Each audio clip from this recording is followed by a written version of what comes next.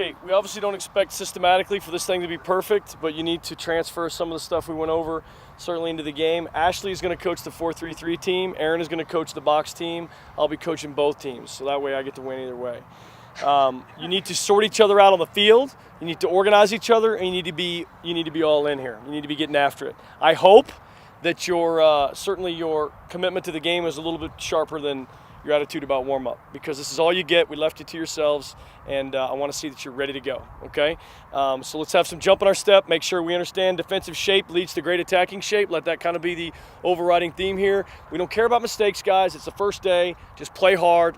We build from there. It was an evaluation period, and we want to take the pressure off and just say, look, just show us what you have, and we'll go from there. And I think, a lot of them really improved their stock, and some have shown they're not quite ready.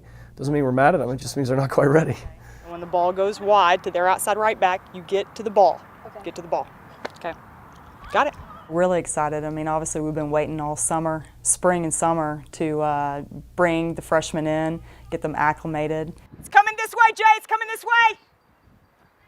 Get rid of the head down, Paige. Make sure you're talking to your other backs. Make sure Diggs is also in front of you. And get on the field, see how the freshmen mesh with the upperclassmen, and see what we have and what we need to really set the season forward.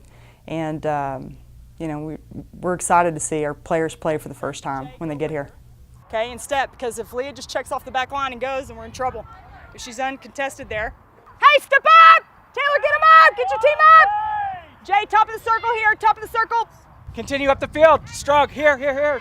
I think probably the most challenging thing for any coach is, you have in your mind exactly how it's supposed to be played out. Jackie, this becomes your player.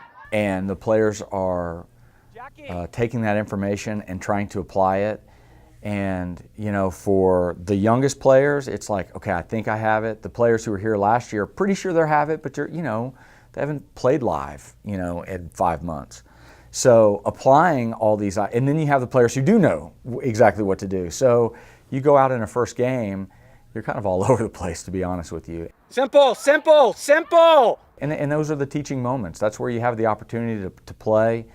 You have inter-squad games. You have the opportunity to see, some players grasp ideas better than others. It's not a bad look. Look at her run, though. It was going into the corner. It's not frustrating. You just kind of get a real snapshot of, okay, they're a little ahead of the curve, they're a little behind the curve, they're probably right where they're at. Casey can have her! During the course of preseason, it was, we had our opening game the first night, and 3 days later we had another one, and we made steps, and then we had the next one, and we made steps. And so, it's a process. And so what you hope is that you're able to, collectively get to opening night and everyone be on the same page. Good job, Leah. If your center forward is that far up the field, you and Tiffany have to be trying to join her on the sprint. You play and you stand. You play forward and you watch the game. Paige, the awakening that you have to have is, if you're an attacker and the attack is on, don't enjoy watching Tiffany. Go join Tiffany. They have a little bit of transition coming into college and say, listen, after you pass that ball, follow your pass, overlap that player, join the game, get up the field, because as the game goes up in levels, nobody should be standing. When we started 7 freshmen on this team 2 years ago, every other practice, Mo, we did join the game, because we had so many young players playing. The younger players have to be prodded into that. And part of it too is they don't want to make a mistake maybe early on, and they're playing a little bit within themselves, and we're just like, look, get out there. If you make a mistake, trying something, getting into the game, joining the game, we're fine with that early on. Turn! Oh, smack it. Atta girl, Taylor!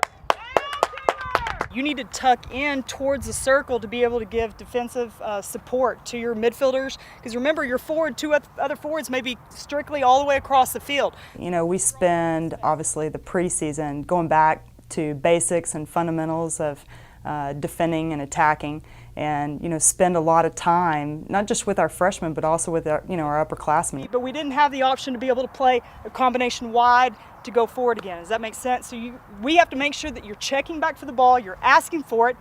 If you don't do that, then your defender just stays in that space, and we have no other options. Like to spend a long time in a opportunity to be able to teach a freshman, like I said, the basics, and our upperclassmen and take it from there. If the ball goes to the left back, let's just call this Jaylene, and this is the nearest defender, this line right here represents the clock that is ticking on Jay. Coaching is broken up into several pieces, and the teaching part is as exciting as the game day part and the building relationship part.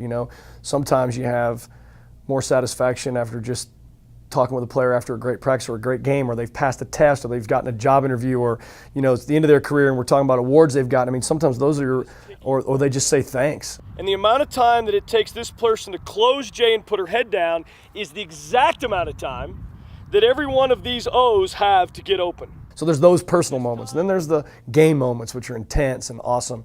But then there's the actual teaching. And I think, like any educator, you kind of get into that teaching mode and you find yourself saying the same thing each year.